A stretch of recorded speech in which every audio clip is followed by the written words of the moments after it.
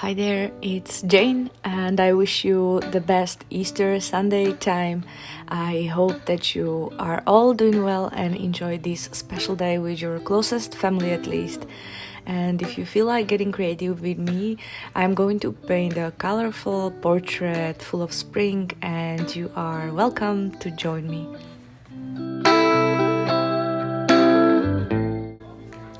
The portrait that I'm painting today is called Indian Spring, and I named it after the specific shade of yellow that I picked for the majority of this composition.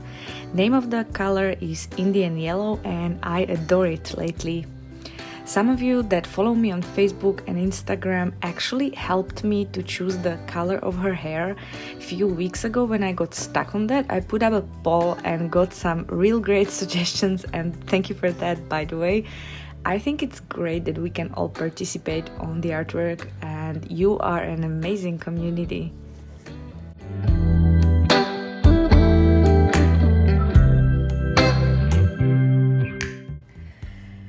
I had a great time with this one. I drew the sketch directly in my new sketchbook, which is Strathmore 400 series watercolor sketchbook.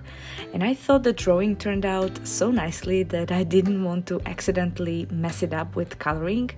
And this intimidating thought made me put off the painting process for a little while. Have you ever had a nice new sketchbook and nice new drawing prepared, and all that was just calling your brush into action, but there was this mean little voice in your head saying that you are not ready for that yet, come back later?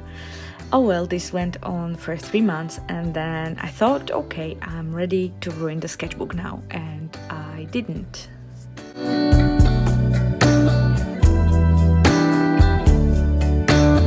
My skin tone choices are pretty much the same as usual. I used Napples yellow reddish, which is a skin color by Schmincke, added a bit of alizarin crimson for the reddish parts of the portrait, and for shading I use neutral tint by Daniel Smith, which is a color that resembles dark purple. I didn't feel the need to include more complex skin tone palette because the sketchbook does not include cotton paper, and I knew I wouldn't be able to do too many layers, and so keeping it simple seemed like a smart decision. By the way, even though the paper is not made of cotton, it is still very high quality, and if you are wondering if I like this particular sketchbook, then yes, it is my favorite so far. If you are wondering about the mentioned colors, then I'm gonna put them in the description of this video so you can find them there.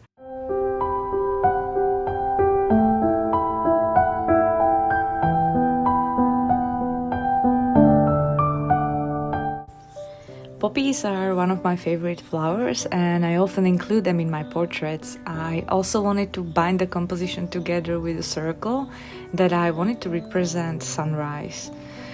I did include some feathers and jewelry, and this made it extra hard to pick colors for every part in a way that would not break the painting apart.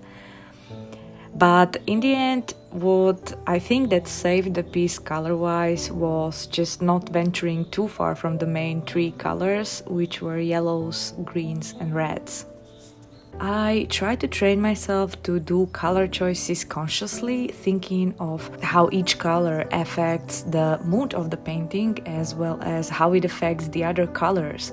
For example, reds and greens are looking extra vibrant when placed next to each other, but red on a yellow background doesn't look as loud and striking, and this helps me to keep the attention on the face instead of the flower.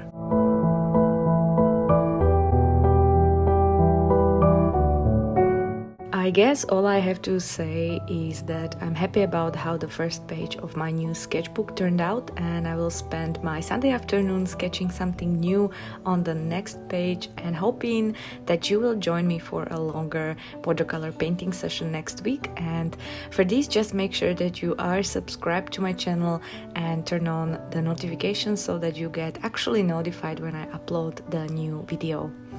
And if you like this painting and would like to paint alongside of me in real time, there are 2 hours of video footage that I created last week over on my Patreon, and that is accessible for a single $1 per month. This is a goodbye then. I will see you in a few days. Have a good time and stay safe, and bye bye.